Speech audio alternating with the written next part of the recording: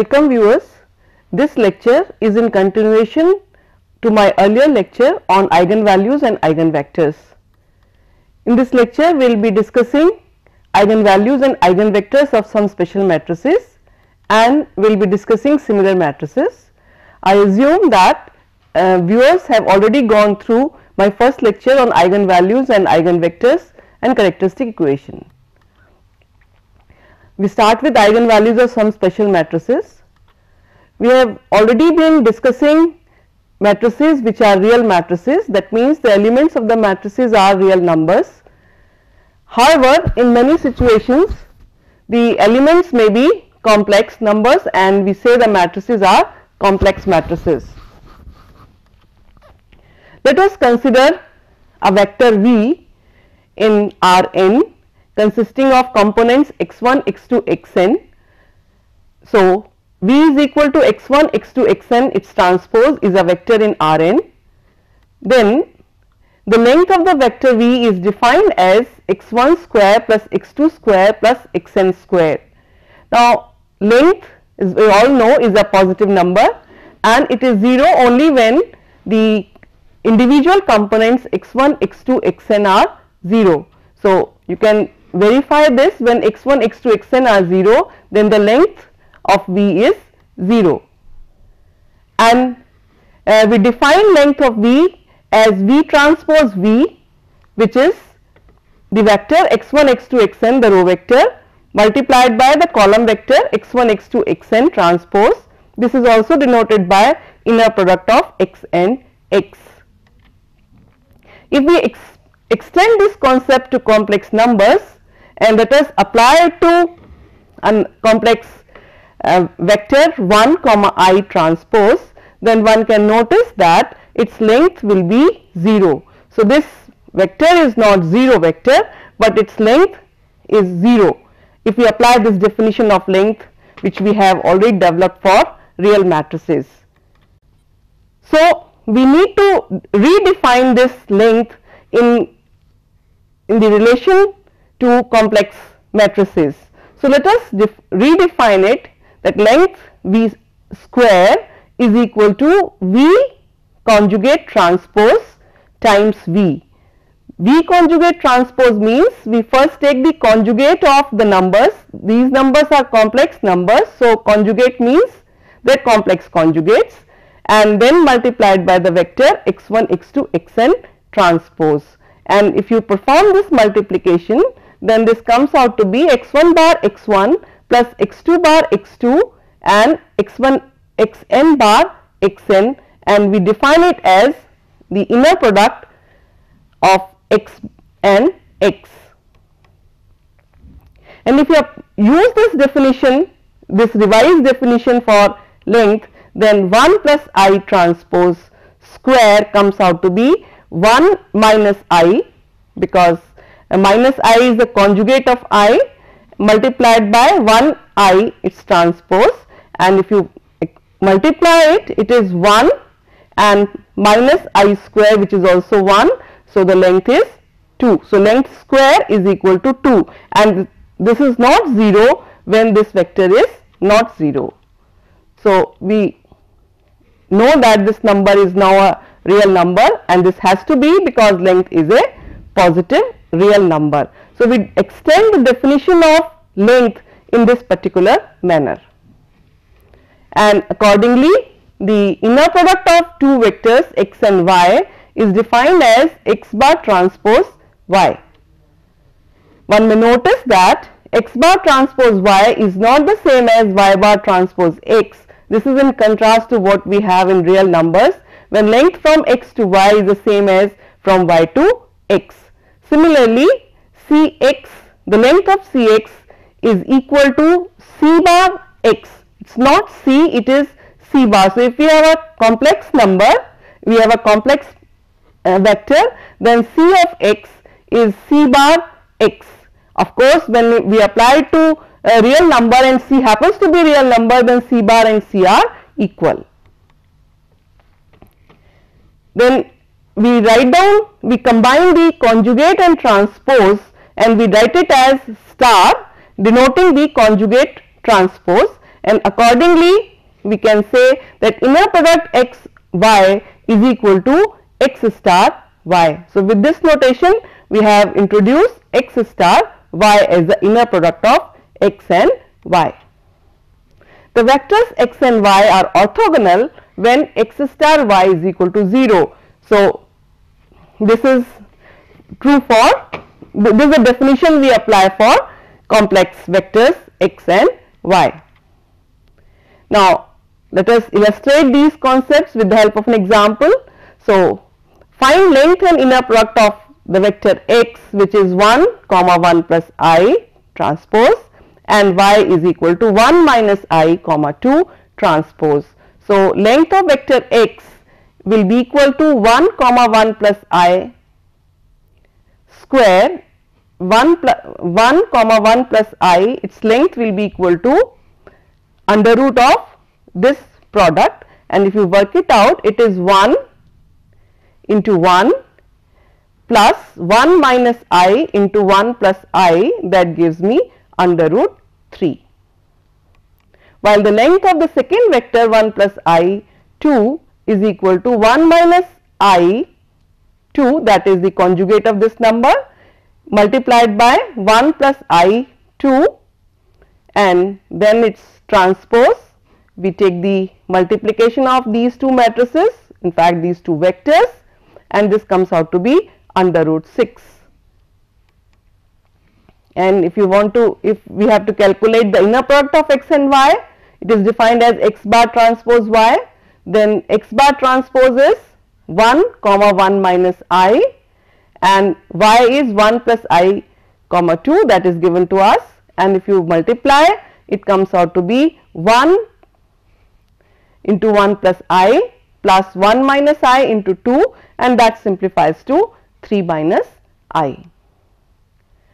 Now, this is about vectors.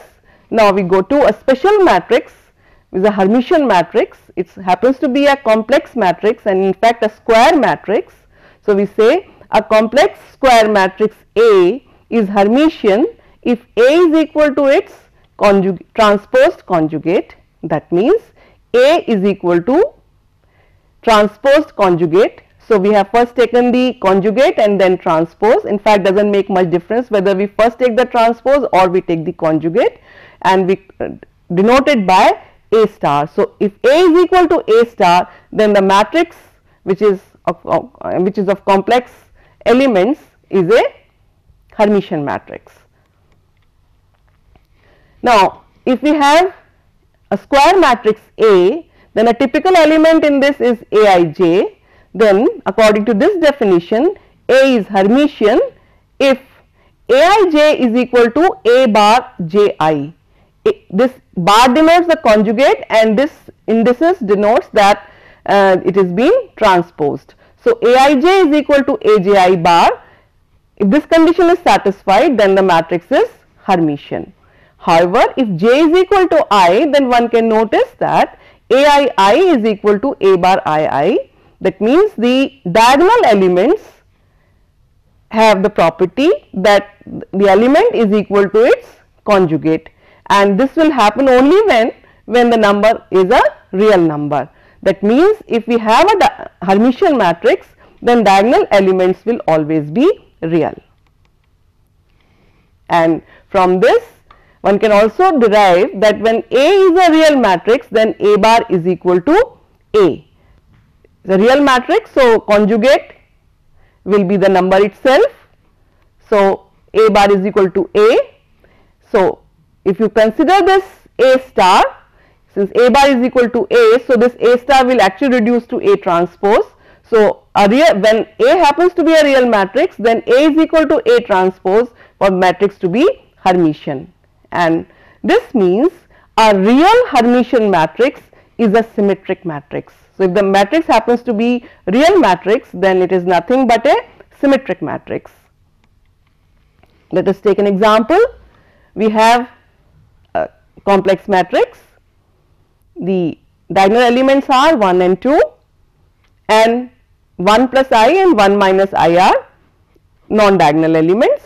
So, let us calculate its conjugate. So, conjugate of 1 is 1 conjugate of 2 is 2, conjugate of 1 plus I is 1 minus I, and conjugate of 1 minus I is 1 plus I. And this means if you take the transpose, then A star is equal to A, because when you take the transpose, then this 1 plus I will go here and this 1 minus I will come here. So this A bar transpose is nothing but A. So this matrix is a Hermitian matrix. Then the result is that x star x is always real, whatever be x. So let us consider x is A plus IB comma C plus ID. So these are complex elements of our 2 by 2 matrix. I proved this result for 2 by 2. In fact, this can be done for nth order vector. So x star x is equal to A minus IB into C minus ID, that is the x star, and this is the column vector. So x star will become the row vector and the corresponding elements will be the conjugate. So A plus IB will become A minus IB and C plus ID will become C minus ID, multiplied by A plus IB and C plus ID transpose, and when you multiply it, it is A minus IB multiplied by A plus IB, that gives me A square plus B square, and the second element here is when multiplied by this gives me C square plus D square. So AB CD being real, because A plus IB and C plus ID being complex, so this is a real number. So x star x is always a real number. Then if A is a Hermitian matrix, then x star Ax is a real number. So this is another result.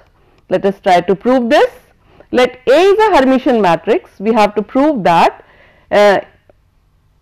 this number is real number. This number is a real number when its conjugate is a real number, and in fact x star Ax is nothing but a 1 by 1 matrix, because x star is a column vector and x is a column vector and x star is a row vector. So this product will be 1 by 1 matrix. So if this is a real number, if its transpose conjugate is a real number, then that means that this is a real number.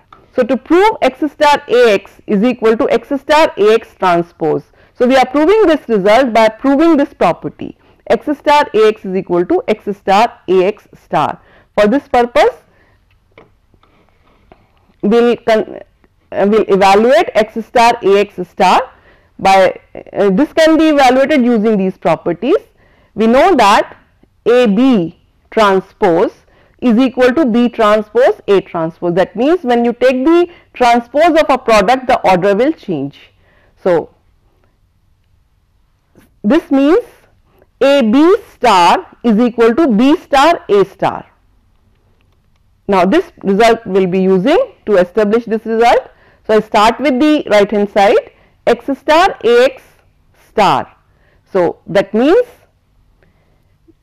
this is the first matrix and this is the second matrix. So second matrix will be starred first and this first matrix will be starred next. So it is Ax star multiplied by x star star. Now Ax star, again I am using this property, so it becomes x star A star, and when I take conjugate twice, because conjugate is a operation which will be negated if we do it twice.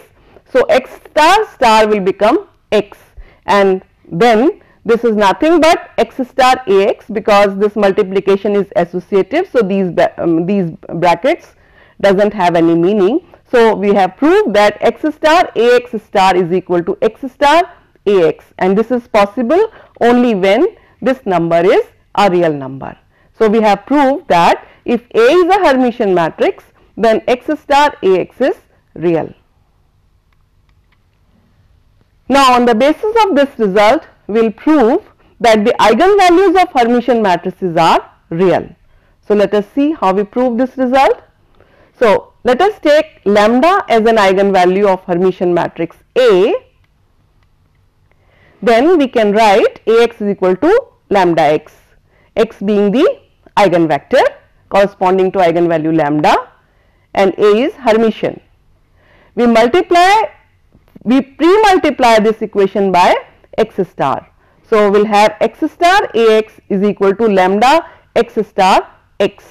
Now, we have already proved that left hand side is real number in my earlier result, and also I have proved that x star x is a real number. So, left hand side is a real number, right hand side is a real number. So, this lambda cannot be complex, because if this is complex, then this has to be complex. So, lambda is real, and that is how we say that Hermitian matrices will always have real eigenvalues. We illustrate this with an example. So, let us consider a matrix A consisting of 0 minus I in the first row, I 0 in the second row. So, it is a 2 by 2 Hermitian matrix. So, we will see what are its eigenvalues. To calculate the eigenvalue of this matrix, I have to compute lambda I minus A. So, determinant of lambda I minus A equal to 0 is the characteristic equation for this given matrix, and for this lambda I minus A is to be computed. So, lambda into I, that is lambda, A is not contributing here in the first element. So, it is simply lambda. Then the second is lambda I. So, no contribution from I in this element. So, it is minus A. So, it is I here. Then this I will become minus I, and then we have this lambda. Now, if you evaluate this determinant, it is lambda square minus, and this minus will make it plus.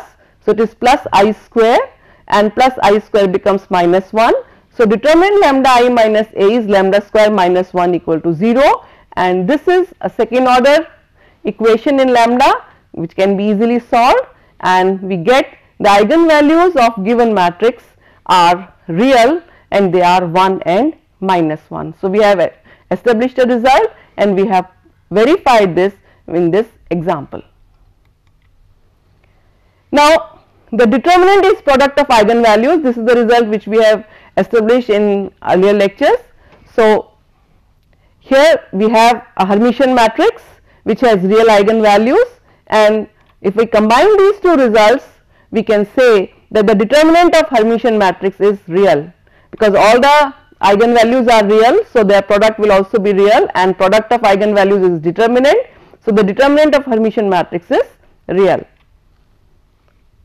Now, this is an important result. It says that a real symmetric matrix has real eigenvalues.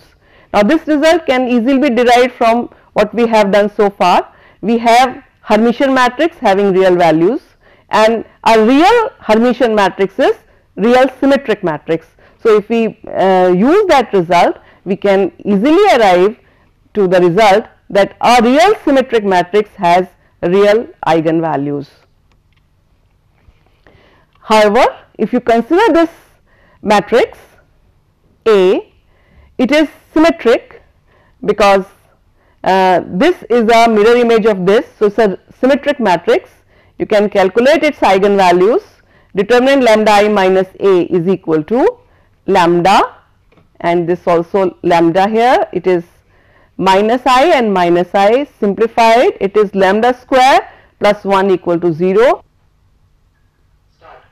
Therefore, this characteristic equation lambda square plus 1 equal to 0 gives me eigenvalues as I and minus I, and that means this symmetric matrix gives me eigenvalues as complex numbers I and minus I.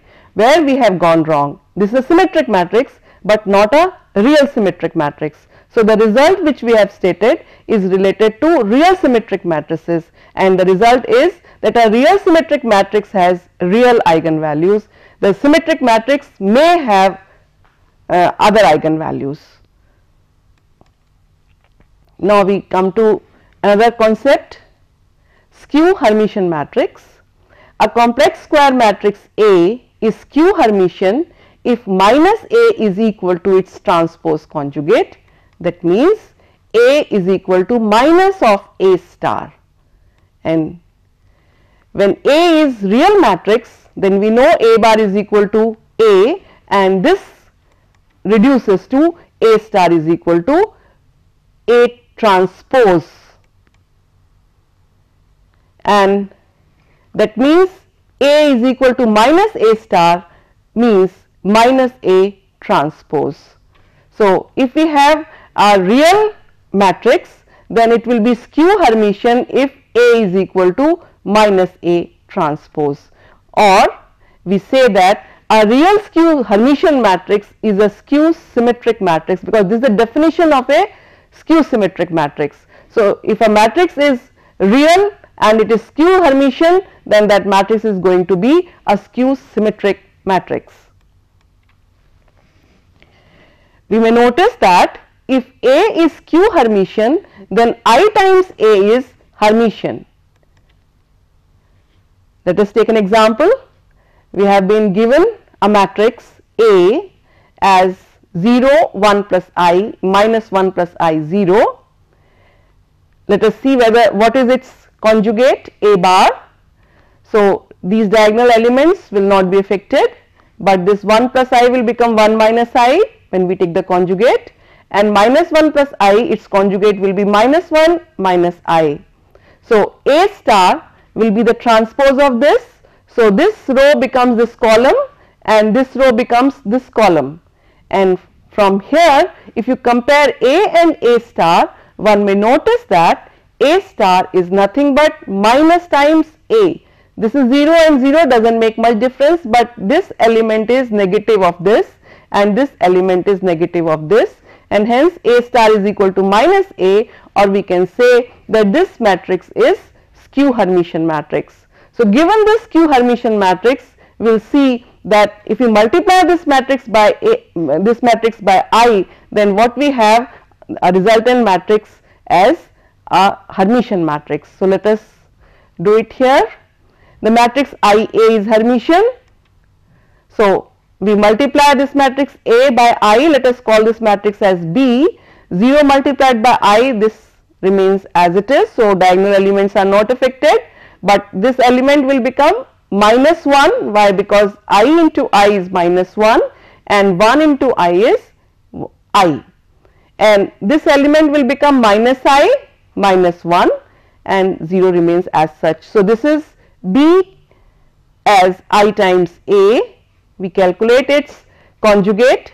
So, conjugate of minus 1 plus I is minus 1 minus I, and conjugate of this is minus 1, and this minus I will become plus I. Conjugate means the imaginary part will be negated, and then B star, the transpose conjugate or conjugate transpose, is equal to the transpose of this matrix, that is row becomes column and this row become this column, and from here if you compare B and B star, this is nothing but B is equal to B star, and that proves that B is a Hermitian matrix. So, A given to be skew Hermitian, I times A is Hermitian.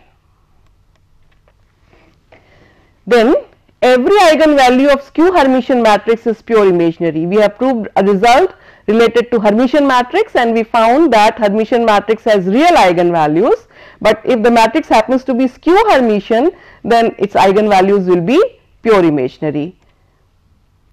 So, to prove this, let K is skew Hermitian matrix, then IK is Hermitian matrix.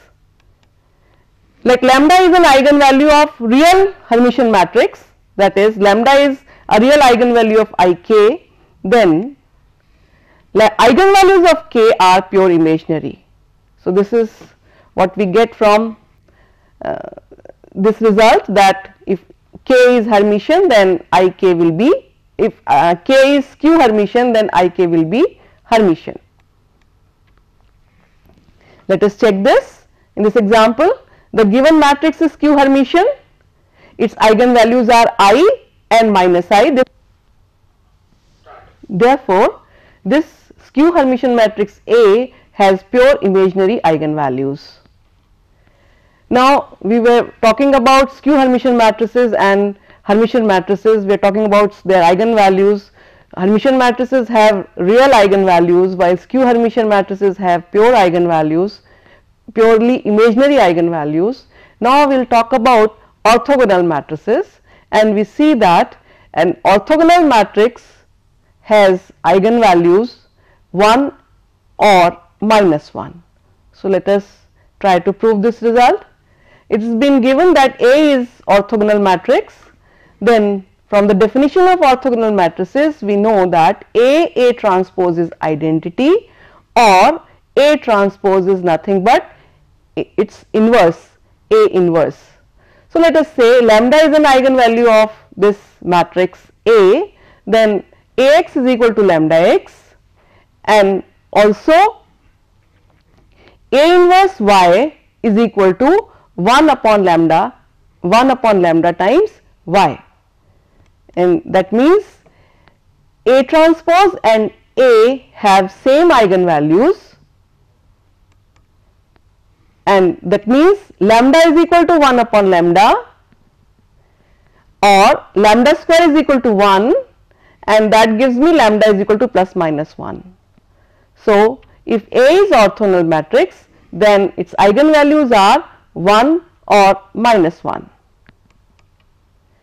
So, let us see how they look like on this plane. If I have a real axis here and imaginary axis here, then all the eigenvalues of symmetric matrices, of real symmetric matrices, will lie on the real axis, and the eigenvalues of skew symmetric matrices will lie on the imaginary axis, while this is a unit circle, and then all the eigenvalues of orthogonal matrices will lie on this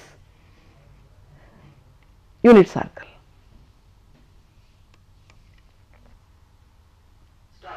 Now we will come to similar matrices.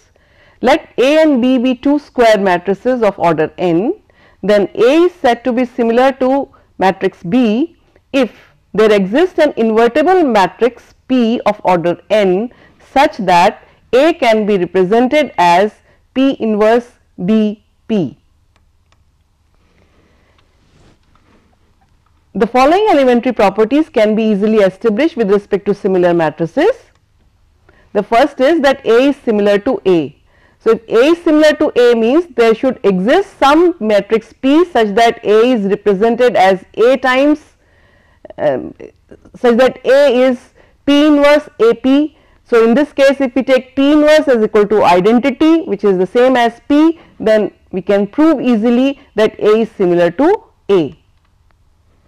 Secondly, if B is similar to A, then A is similar to B. This can be very easily established, and on the basis of this one can say the matrices A and B are similar. You do not have to say B is similar to A or A is similar to B, we can simply say that the matrices A and B are similar. Thirdly, if A is similar to B and B is similar to a third matrix C, then A is similar to C.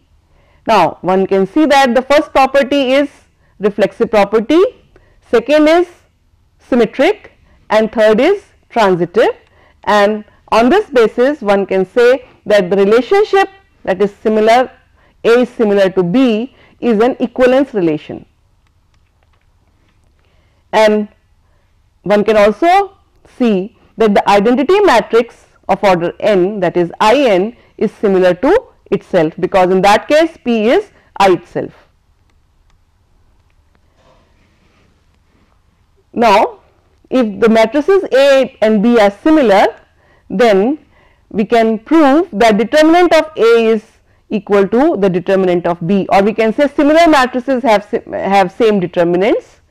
Not only this, but the trace of A and the trace of B are also equal. Further, if AM is similar to BM, if A and B are similar, then AM and BM will also be similar for any positive integer m. And finally, if A is similar to B and if A is invertible, then A inverse is similar to B inverse. These are some of the properties of similar matrices. Let us prove them one by one.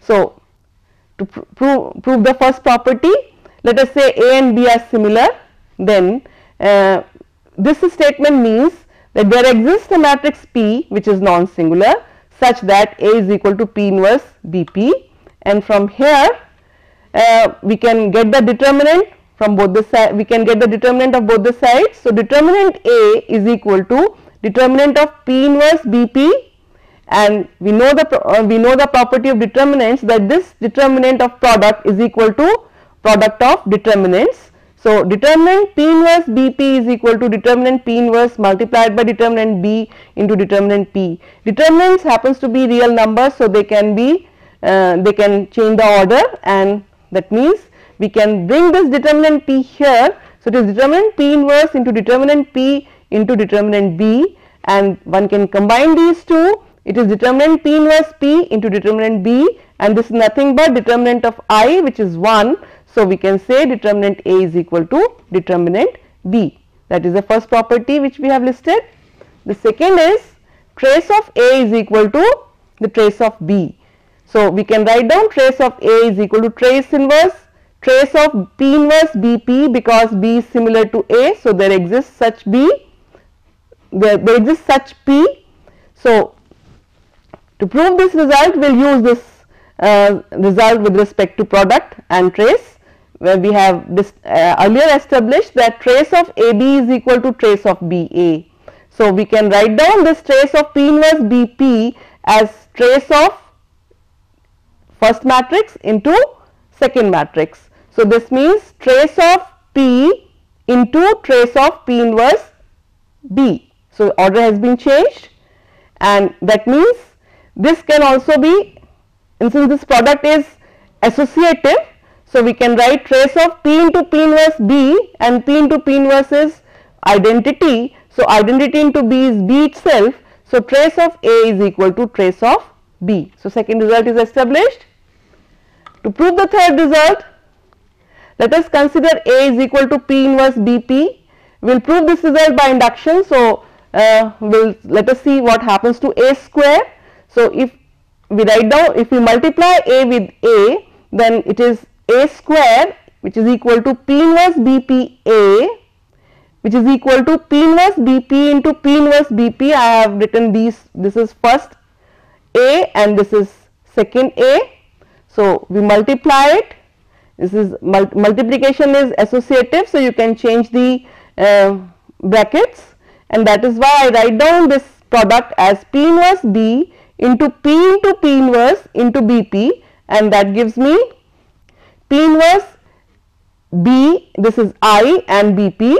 So, it is P inverse B I BP, and then one can write down this product as P inverse B square P. So, there we have written A square is equal to P inverse B square P, and from the definition of similar matrices one can say that A square is similar to B square. So, now let us assume that AK minus 1 is similar to BK minus 1. Now, we write AK minus 1 as P inverse BK minus 1 into P, because they are similar matrices, and then AK is written as AK minus 1 into A. So, AK minus 1 is this which is given to us, and A is similar to B. So, I write it as P inverse BP. If you simplify, then this expression comes out to be P inverse BKP, and that proves that AK is similar to BK. So, by induction this result is true for any value of positive M. That proves the result. Then the according to fourth property, if A is similar to B, then B can be written as P inverse AP. It is given that A is invertible.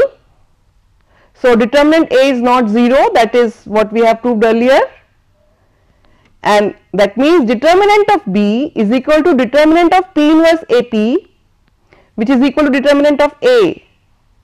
Since determinant B is not 0, so B is also invertible. once B is invertible, then we consider A into A inverse. A is similar to B, so I write it as P inverse BP into A inverse. Now A into A inverse is identity, so this is simplified to P inverse BP A inverse, or we can write it as P into I. If I pre-multiply this expression by P, so it is P into I is equal to P times P inverse BP A inverse, or left from here we can get AK as AK minus 1 into A, which is equal to AK minus 1 is replaced by this P minus 1 BK minus 1 P into P inverse BP, and if you simplify this expression, this comes out to P inverse BKP, and this proves that AK is similar to BK. Now by induction the result is true for M positive. Now to prove the fourth result, if A is similar to B, then B is expressed as P inverse AP. It is given that A is invertible, that means determinant A is not 0. Then determinant of B and determinant of A are equal. So determinant B is equal to determinant P inverse AP, which is determinant A, and this means determinant B is not 0, and that means B is invertible also. Then A times A inverse is equal to, A is similar to this expression, A is similar to B, so we write down A as P inverse BP multiplied by A inverse. Now this is nothing but identity on the left hand side, and then P inverse, we rearrange this term, P inverse is taken out, BP A inverse, and that means if I multiply this by P, then Pi is equal to P into P inverse into BP A inverse, and that means P is equal to BP A inverse, or B inverse P is equal to P A inverse from here, and finally P inverse B inverse P is equal to A inverse, and that means A inverse is similar to B inverse. So this is what we have to prove in the fourth property, that A inverse and B inverse are similar. Now these properties are helpful in checking whether A and B are similar. Like if I have been given these two by two simple matrices, then one can very easily check that they are similar or not. We can first calculate the trace of this matrix A, it is 4, and trace of B is 4, but this result is not conclusive. So we check the determinant. Determinant of A is 3 plus 2 and determinant of B is 4 minus 2. So determinant A is not equal to determinant B, although trace A is equal to trace B, and this proves that the two matrices are not similar. In this example, I have been given 3 by 3 matrices. Trace A is not equal to trace B. Let us check. Trace A is 2 plus 1 plus 1, the sum of diagonal elements, it is 4, and trace B is sum of diagonal elements as 3. So trace A and trace B are not equal, and one can conclude that the matrices are not similar. In this example, I have been given 2 by 2 matrices, their trace 2 and 2 4 and 2 and 2 4. So trace A is equal to trace B. One can calculate their determinants. This determinant is 4 and this determinant is 4. So their determinants are equal. Can we conclude that A and B are similar?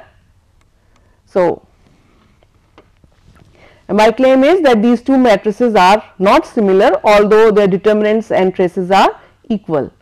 Now to show this result, let me have a square matrix P, which is taken a general matrix consisting of elements A, B, C, D, such that one can express A in terms of the matrix B as P inverse BP. So let us say there exists some P for which this is possible. So if we can find out A, B, C, D in such a manner, making P invertible, then we say that A and B are similar. If we cannot, then of course A and B will not be similar. So to do this, we write down A is equal to P inverse BP, or this can be simplified to PA is equal to BP. So, we first calculate what is PA. I have assumed P as ABCD and A is given to me as this. So, let us multiply them. So, it is 2A plus B and 2B, and this multiplication will give me this row, and PA is this 2 by 2 matrix. Similarly, I calculate BP. So, B is given to me as this matrix and ABCD I have assumed as this. Get this product, and this product comes out to be this. So, if A and B are similar, then PA should be equal to BP as I have shown here. So, let us try to show that this matrix is equal to this matrix. So, we have 2A plus B into 2A plus B 2B, 2C plus D 2D is equal to 2A 2B 2C 2D. So, if these are equal element wise, then the result is proved. So, this gives me 4 equations. 2A plus B is equal to 2A, this means 2B is equal to 2B, this means 2C plus D is equal to 2C, and this means 2D is equal to 2D. So, these are 4 equations.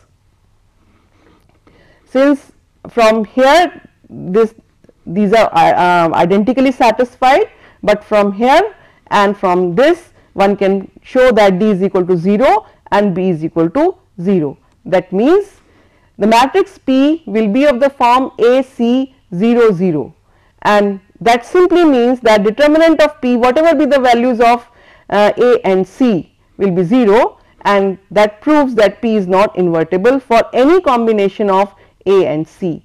And that means we cannot find a matrix P which is invertible such that A can be expressed as P inverse BP, or finally we can say that A cannot be similar to B. So, in this example we have proved that two matrices which have same determinant, same trace, but still they cannot be similar. So, it is not conclusive that determinant A is equal to determinant B, trace A is equal to trace B, then the matrices will be similar. Now, similar matrices share many other properties. We have seen that they have same trace and determinants. Now, I will show that they have same eigenvalues. So, let us have this theorem. Let A and B be two similar matrices, and if lambda is an eigenvalue of A, then lambda is also an eigenvalue of B. So, to prove this result, it has been given to us that A and B are similar. So, we can say that there exists non-singular matrix P, so that A is equal to P inverse BP by the definition of similar matrices. Let lambda be an eigenvalue of A, that means there are non-zero vectors x such that Ax is equal to lambda x.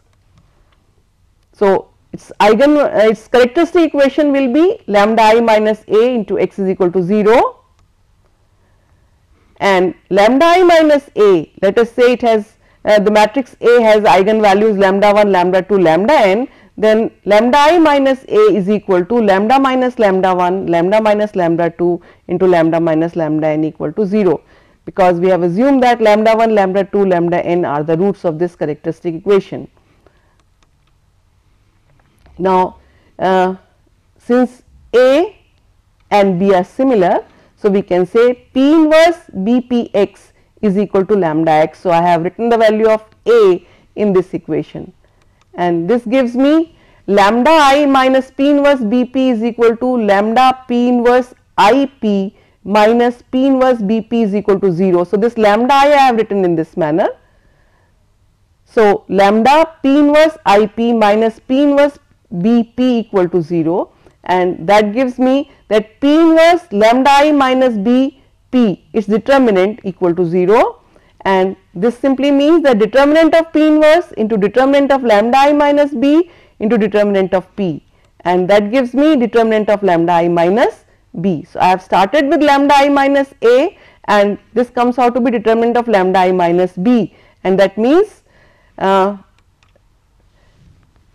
the characteristic equation for A and for B, they are same. So, we can write down determinant of lambda I minus B as lambda minus lambda 1, lambda minus lambda 2 into lambda minus lambda n. And since lambda 1, lambda 2, lambda n are the roots of this characteristic equation lambda I minus A equal to 0, that means they are roots of this equation determinant lambda I minus B also, and that means the characteristic polynomial of A and B are same, and therefore the eigenvalues of A and B are also same. So, that proves the result, and this means that if lambda is an eigenvalue of A, then it is also an eigenvalue for B. Now, although the eigenvalues of similar matrices are same, their eigenvectors corresponding to given eigenvalues may be different. So, this is an observation that eigenvalues may be same. We have proved in the form of a theorem that eigenvalues of similar matrices are same, but their eigenvectors need not be the same. In fact, we say that similar matrices can be thought of as describing same linear transformation, but with respect to different bases. Let me illustrate this with this diagram. Let us say we have a linear transformation, in fact linear operator from V to V. V may be Rn, then any vector x under this operator will map to Lx. Let us say x as, let us say there are two bases for V, the S and T. So, xs denotes the coordinates of this vector x with respect to basis S, and xs, so this is Lx, x will map to Lx. So, Lx with respect to basis S can be written as B times xs. So, this vector xs will map to this vector L of xs. So, B is the transformation matrix. So, xs is written as B times xs. Now, this vector, the coordinates of this vector x in S is xs, but with respect to y, the relationship between, with respect to the another basis t, the relationship will be xs is equal to p times xt. So, this is a transformation matrix which takes the vectors of, which takes the vectors coordinates xs to xs xt. So, this vector when maps to this, it is p of xt is a times a of pxt, and then you can again come back from here, you can come back to this. So, a transformation P inverse is to be applied, a matrix P inverse is to be multiplied to get this matrix. So, that means it is BP is P inverse AP xt. So, we can say it is the same vector, but in a different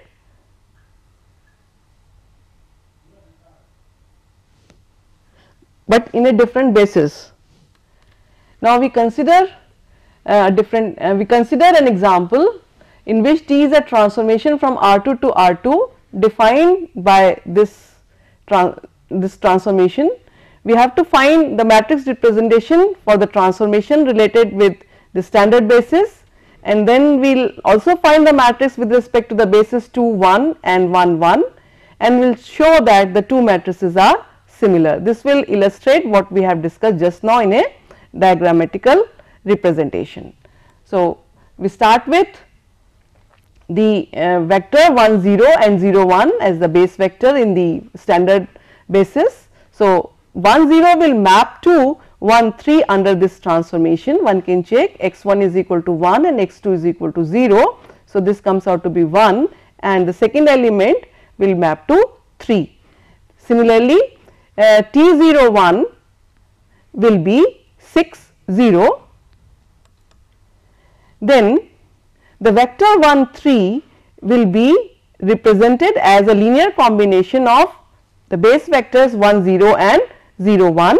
That means alpha is equal to 1 and beta is equal to 3. So, these are the coordinates of this vector. Similarly, 6 4 will be represented as alpha times 1 0 plus beta times 0 1, and that gives me alpha is equal to 6 and beta is equal to 4. Now, matrix of transformation with respect to standard basis will now be written as 1, 3, 6 and 4.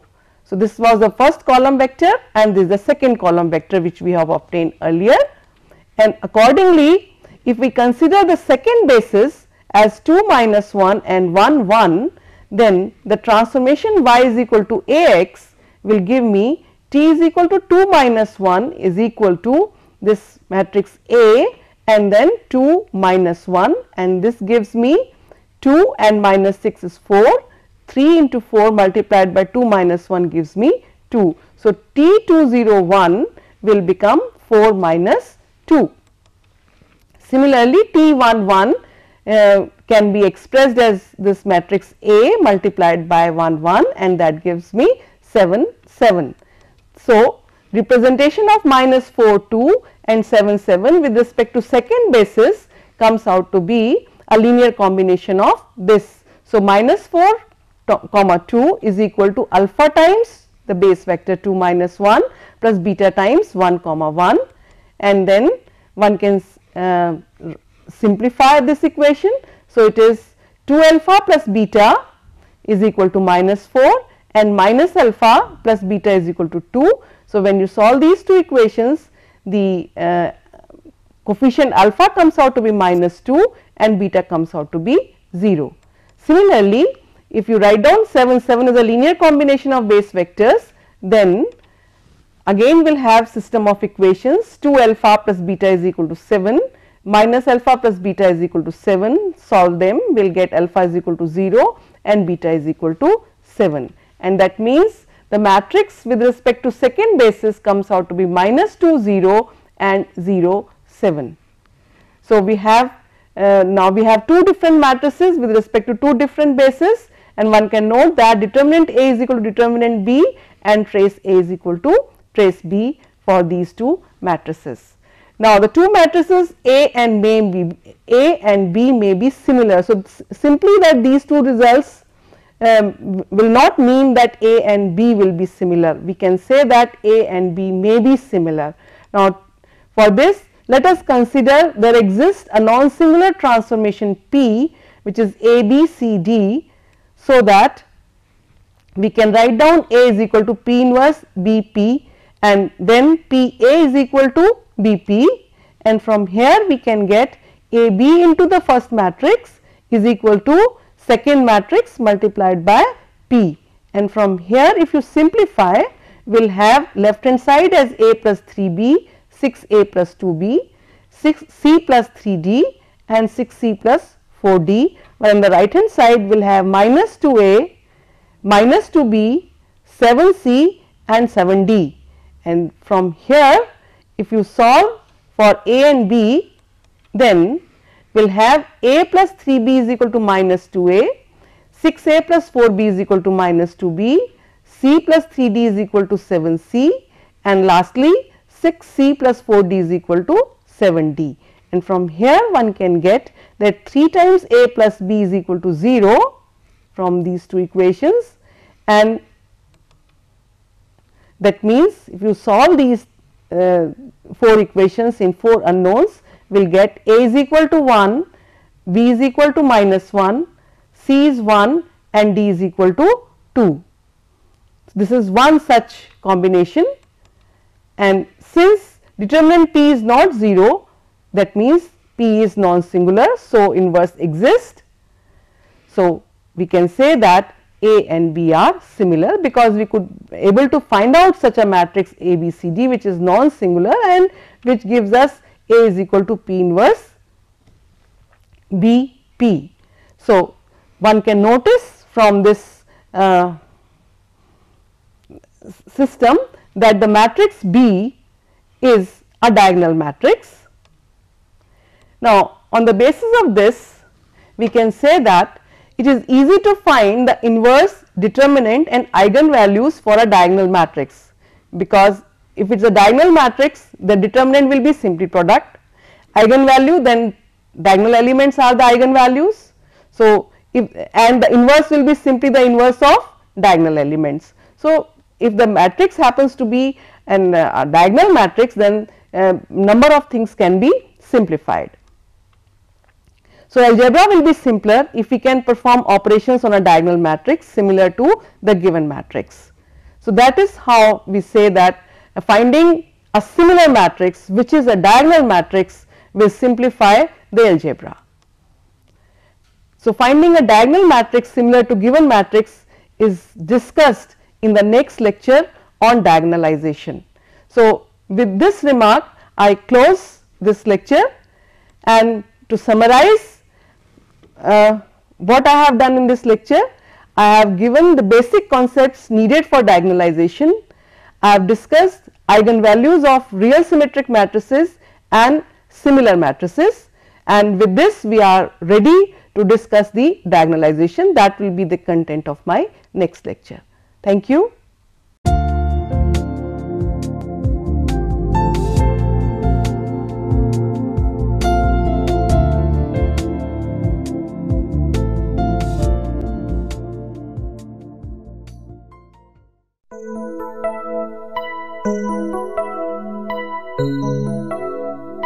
Thank you.